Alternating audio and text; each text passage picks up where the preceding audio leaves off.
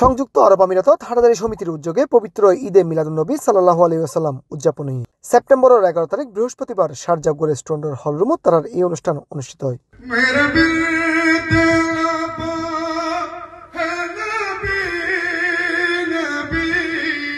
সংগঠনের সহসভাপতি মাওলানা এনামুল হকর সঞ্চালনায় ও সভাপতি মোহাম্মদ জমির উদ্দিনের সভাপতিত্বে শুরুতে কুরআন খতম, মিলাদ কিয়াম ও দোয়া মাহফিল অনুষ্ঠিত হয়। মাহফিলত বক্তাকল ঈদে মিলাদুন্নবীর বিভিন্ন দিক তুলে ধরে। নবী আসার পূর্বে মানবতা বলতে কিছুই ছিল না।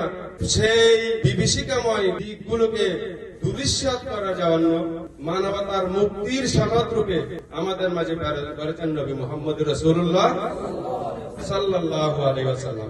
মাহফিলত উপস্থিত আছেন উপদেষ্টা ইসমাইল গনি চৌধুরী, আলহাজ আজম খান, কাজী মোহাম্মদ আলী, আমির হোসেন, আনসারুল হক সিআইপি, আব্দুল মান্নান, জসিমউদ্দিন পলাশ, ইঞ্জিনিয়ার মফিজুর রহমান, ফরিদ শিকদার, আহসান বাবর, সাবেক সভাপতি মোহাম্মদ ইয়াকুব, সিনিয়র সদস্য একরামুল হক চৌধুরী, মোহাম্মদ সালাউদ্দিন ও সিনিয়র সহসভাপতি জয়নাল আবিদিন।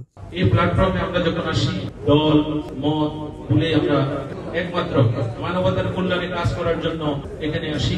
অনুষ্ঠানত আরো উপস্থিত আছেন উদযাপন কমিটির আহ্বায়ক রাশিদুল আলম দুলাল, সদস্য সচিব নাইমুদ্দিন, সহসভাপতি শাহজাহান চৌধুরী, মোহাম্মদ হাশেম, মনির তালুকদার, মোহাম্মদ শহীদুল্লাহ, আবুল বশর বাবলু, সাইফুদ্দিন সিআইপি, জাহিদুল করিম চৌধুরী, ইঞ্জিনিয়ার ইমরান হোসেন, মানিক, হানিফ তালুকদার, আকবর হোসেন, ইদ্রিস চৌধুরী, মইনুল ইসলাম, মোহাম্মদ সেলিম সহ আরো বোধকিয়াই। হাটাদারি সমিতি কর্তৃক আয়োজিত ঈদে মিলাদুন্নবীর আয়োজন করা হয়েছে। আল্লাহ আমাদের প্রত্যেকের ফরিয়াদকে কবুল করুন। ডেস্ক নিউজ, সি+ টিভি, সংযুক্ত আরব আমিরাত।